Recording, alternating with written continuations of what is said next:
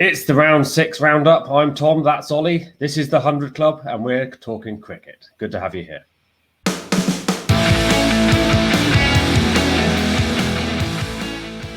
Ollie, good morning. How you doing? Not bad.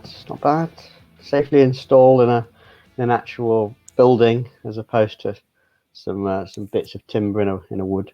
So, yeah. Funny enough, I now have access to things like the internet to be able to follow the 100 again. So, yeah, well, all good. It's good to have you back. We're giving Rich a bit of a break this morning, and it is early morning, and you know what I'm like early in the morning. So let's see how this goes. Yeah. This could be challenging for me, but we'll talk round 6 because it's been wrapped up just as of last night. Let's start with, if we can, Sunday. So Sunday, for those people who weren't paying attention, was a rain-affected day across the country, and clearly disappointing news about the Test match. Yeah, I mean, it sort of built towards, a thrilling final day, and it turned out to be thrilling if you were duck, didn't it, really? Yeah, it was pretty upsetting, actually, to have all that good cricket go into actually a draw in the end.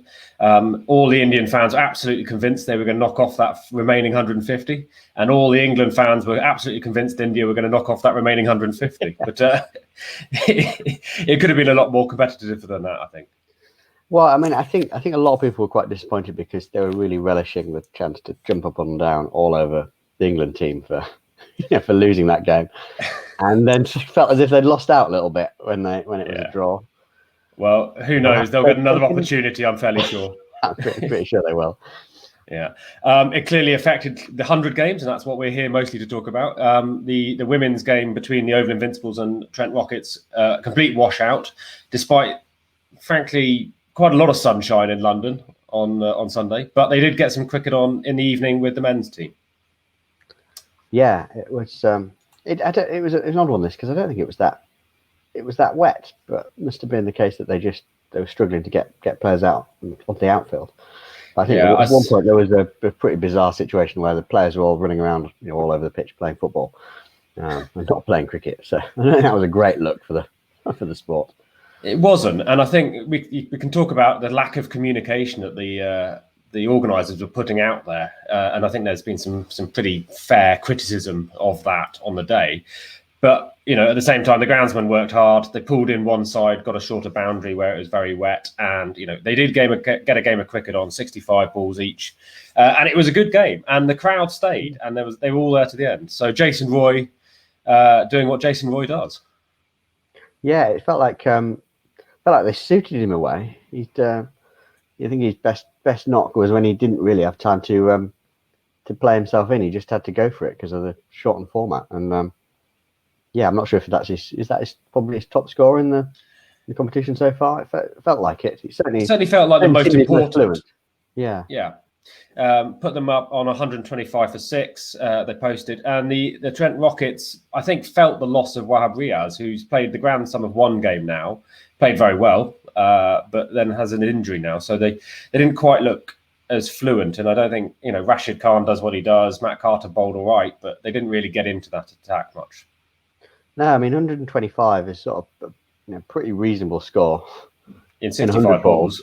And then in 65 balls, it's really quite an imposing total. But I suppose the Rockets gave it a go, and it felt for a while as if they're in the hunt. But I think possibly 2 balls knocked the stuffing out of the. It was only a matter of time till those 2 balls came up. So Alex Hales receiving some body blows, let's put it that way, consecutively to absolutely poleaxe him and knock him off his stride. Yeah, I mean, I was following it at that point on the radio coverage, and I mean, poor Atif Nawaz was really struggling to describe the second ball because it's worth looking at. I mean, the TV coverage is great as well, but the radio coverage has been, I think, sorely sort of overlooked because he goes incredibly high pitched. He's like, he's hit him again. It was like he'd been castrated in the commentary box, possibly quite appropriate given what was happening on the pitch. Absolutely. Well, it didn't really get much better for them. The batters, frankly, didn't get any of them got a start. Lewis Gregory tried his best at the end, and it almost looked like he might be able to do something when Rashid Khan came out and hit some beautiful sixes. But hold out, and from there they just couldn't quite get over the line. So it was a competitive game, really, considering. It needed somebody at the top order to get them close, and then the likes of Gregory and Khan would have been in with a fighting chance, but no, a little bit too much to do at the end for those guys. Yeah. And an honourable mention to Tom Curran, who did what he does, which is some good death bowling, and actually just closed it out in a professional manner. So good effort for him. It wasn't the only rain-affected game of the round, though. We had on Saturday down at the Ageas Bowl the most southerly team in the tournament playing the most northerly team in the Northern Superchargers, and the women's game there again suffered a bit with the rain and was reduced down. What did you think of that one? Well, it just didn't feel like the Northern Superchargers had posted a big enough total, and it's one of those where they were going along and then the rain came. So you kind of you sometimes wonder, does the revised target really reflect what they would have got if they'd known it was only going to be a 60 odd ball innings. But kind of you look at the strike rates, everyone got in, but nobody really got going. I think nobody was striking above 100 in that Northern Superchargers innings. Everyone seems to get a start, but just not really be able to kick on. And so, even if it had been 100 balls, plays 100 balls, you didn't feel like they were going to set a competitive total, and kind of really, that's what played out. Yeah, I wondered whether the rain might help actually the Northern Superchargers a touch when they came off sort of between the innings. Alice Davison-Richards and Laura Wolfart really hadn't struck with any fluency.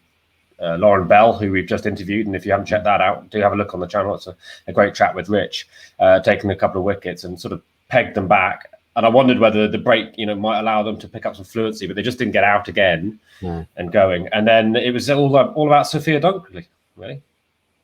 Yeah, she looked really fluent, and just almost looked like she was batting on a different pitch to the one the Superchargers played on. Just striking it really, really cleanly. Would you like a special guest appearance? Would I ever? Would you ever? It's Rich. Hello. Good morning. Morning. We got you out of bed. You have, yeah. So with the Northern Superchargers men and playing the Southern Brave men in the evening, it was kind of a similar story, really, with the men of the Northern Superchargers not really getting going either, much like the women. Would you agree with that one, Ollie? Yeah, it did feel very similar. Everyone seemed to get in, everyone got a start, but just no one was able to accelerate. And perhaps as soon as they tried to, they got out, and someone else would come in and kind of do the same. I don't think anyone really came out with a decent strike rate. Harry Brook probably going a bit quicker than everybody else, but only for a handful of balls, and it just didn't feel like they'd set a challenging target. It just felt under par, and I think that's kind of what happened in the end. It only took one batter to get in and get going, and they were going to chase it down. So just disappointing really for the Superchargers. It felt like this was a chance for them to get up into the top of the top business end of the table, and just didn't take it. Yeah, and we'll get into the tables in a bit. But again, from the Southern Brave side, again, their men's performance looked rather like Sophia Dunkley doing the business for the women earlier. You had Quinton de Kock, who did get in and did do the business. Yeah, when you're chasing a low total, you only really need one batter to get in, and especially if it's somebody at the top of the order. So, very, very good professional knock from de Kock, 72 not out. Saw them home, although there was some jitters at the end as the ball started moving around a little bit, but relatively comfortable in the grand scheme of things. Yeah, carried his bat for 70 odd. I think player of the match or hero of the match or whatever they're calling it, and gave a typically professional interview afterwards. I don't know if you call that. He doesn't like to give too much away. Let's have a say that he was player of the match, and it was about time because he was genuinely awesome in all the other games as well. He has been on good form since he came in. Took that fabulous catch as well. So keeping well, batting well. Looking forward to seeing them I think he'll probably get them into the eliminators. Yeah, not a bad shout. We'll see the table in a minute. We will. Let's have a chat about last night's games. The Spirit versus the Originals at Old Trafford up in Manchester. A fabulous women's game. Yeah, it was a really good game. Came down to the last couple of balls.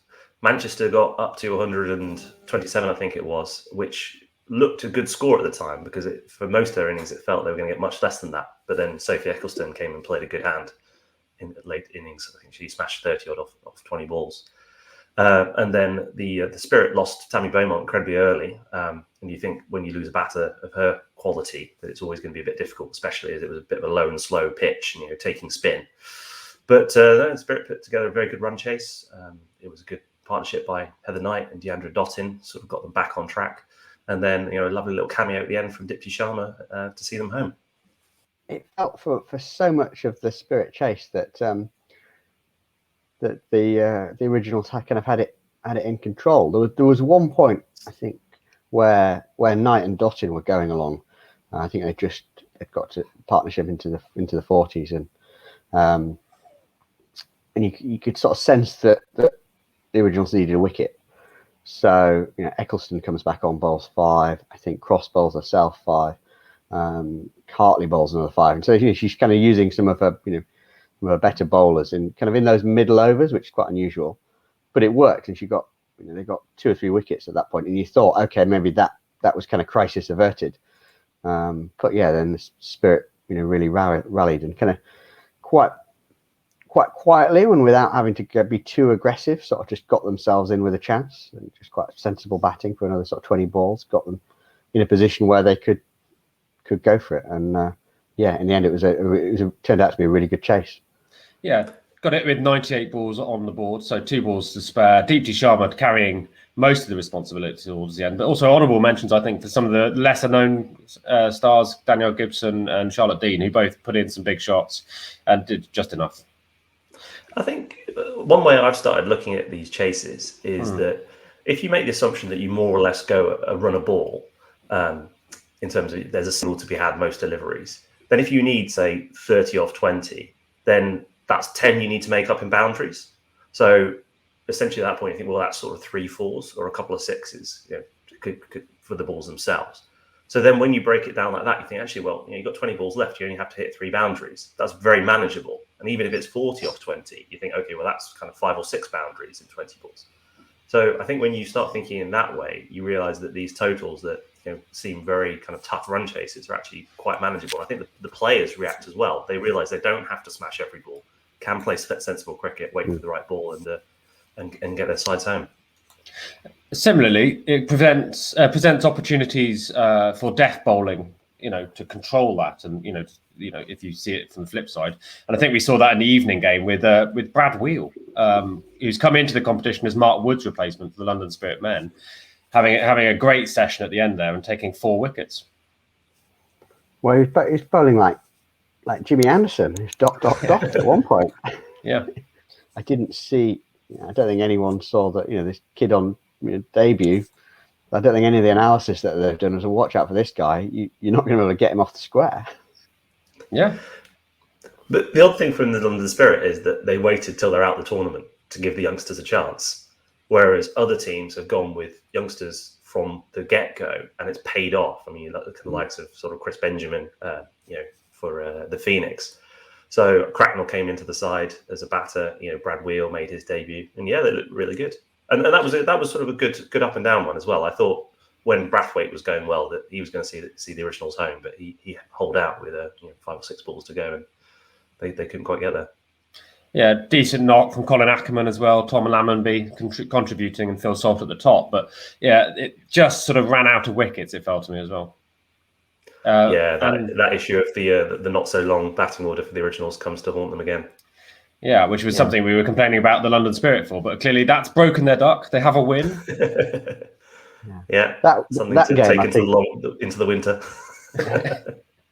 That game, I think, really sort of showed up some of the weaknesses of the win predictor, because one ball was seeing it pitch wildly from 70% in one direction to about 60% in the other direction, one stage. So I think basically they ought to stick up a win predictor which says it's 50-50 and let's leave that up to the whole 100 ball because it was swinging around all over the place. Who'd have thought it? I'd take it the other way. I think that means it's a good game. It's fluctuating. Well, it is, but it means that it hasn't. I don't think it's fluctuated as much as the win predictor was saying because you can't be. One strike of the cricket ball means that you're probably never out of it at 20% chance of winning if hitting one boundary suddenly puts you in the box seat. So I think you're the data guy, Rich, but I think whoever's working on that win predictor needs to tune it and refine it a little bit because it's a bit erratic for my taste. Oh well, fair enough. I would say one other thing I wanted to mention about this game was that Eoin Morgan achieved the dream of every club cricketer, which was turning up, having a bat, and then having a sit down. I think he had an ice pack. Just for good measure, he had an ice pack on his knee as he sat in the dugout. Just in case. But Adam Rossington took over captaincy duties and did a good job. He did. Had a good knock. I think Ravi Rapara copied him though. He was doing the same. Hopefully they're both well. I'm sure we'll see them again. Eoin Morgan has been glowing in his praise of the competition generally, so I think he's quite enjoying it really. Your point about win predictor there, Ollie, probably wasn't so much in obvious case on the Monday Night Madness that was the Welsh Fire versus the Birmingham Phoenix at Edgbaston, particularly perhaps for the women's game where it was the Shefali Verma show alongside Eve Jones who just batted through. Just knocked him off. I'll get those. Set a decent total, I think, by the Welsh Fire of 127, and just knocked off 131 without losing a wicket. Before the game, I'd gone back and had a look at Shefali's stats because I think she was being a bit unfairly. Some of the analysis was a bit unfair. She had 71 runs in her 5 innings, and she'd only had one single-figure score. So she was having starts the whole way through. It wasn't like she was sort of getting ducks every innings, but she hadn't gone on to turn it into a score, and that's what she needed to do. And she managed to do that on Monday night with a fantastic knock of I think it was 72. But showed her talent that we all knew she has. Yeah, I think the Welsh Fire might, still have a win or two in them, but I don't think it's going to get them across the line now. And I'm afraid I'm pretty much of the same opinion for the men's squad. So let's round up this week 6 or round 6 review with essentially a lap of honour round Edgbaston, much like Imran Tahir enjoyed after his hat-trick. It was a good game, though. It was. I think one interesting thing it showed was that even in kind of a thrashing or a blowout game, the crowd were quite happy to stay to the end, especially because the home team were doing so well.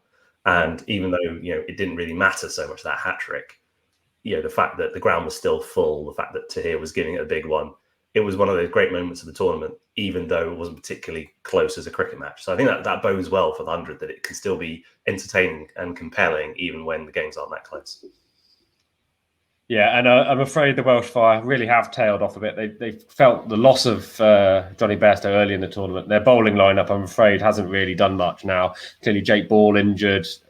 David Payne, I think, struggling a bit with injury as well, I think. And just didn't put any pressure on that Birmingham Phoenix batting lineup. And Moeen took advantage alongside Will Smead. Yeah, got himself a test call off the back of that knock. I think you said it on our last roundup, Tom, that the London Spirit batting just looked like a good blast lineup and no better. And I sort of felt the same about Welsh Fire bowling. I thought these are decent blast bowlers, but no better than that. So yeah, the Phoenix definitely took advantage of it. Yeah, well, you're a Kent fan. You saw Matt Milnes come in and take a first ball, first wicket, and then actually take a bit of punishment thereafter. I hope his first set was actually very good, but they took a liking to him. Okay, so that's the games for the round 6 sort of covered up there. We've got the round 7 blood feuds between teams such as Southern Brave and Welsh Fire, all the local teams essentially in round 7 to look forward to. Let's have a quick look at the tables though. Start with the women. How's that one looking to you, Ollie? I think we knew at the start that the Southern Brave were going to be good, and they are, right? So there's no surprises there. But after that, all the Welsh Fire are out of it. Phoenix struggling, but then it's 2 from 4. So we've still got plenty to play for. Yeah. So we'll see Southern Brave on the final on the 21st of August. I think we can make that prediction now. Yeah, I'm going to put my money where my mouth is. I'm going to say the Brave win it straight into the final. I'm going to say the Spirit knock off the Invincibles this weekend and then beat the Fire in their last to sneak in. And I think the Superchargers pick up one more win. And the Phoenix, who are on a roll, beat the Rockets. So therefore it's the Brave, and then so it's the Superchargers and the Spirit in the eliminator. Okay. Big predictions from Rich. Let's see if he does the same for the men. That's what he was doing while he was over his cornflakes. He was figuring out game by game what's going to happen. This one is interesting. I think the Phoenix are on a bit of a tear. I can see them winning out now, and I think the Brave also in decent form. So I think this one's going to be Phoenix directly to the final, and I'm going to say Rockets and the Brave make the eliminator. Okay. You're saying the Phoenix aren't going to be affected by the loss of Moeen then? No, I think they're so good at the minute, and they've got so many options that I think they'll do fine without them. Because presumably it's Phoenix versus the Rockets, isn't it, as their local matchup?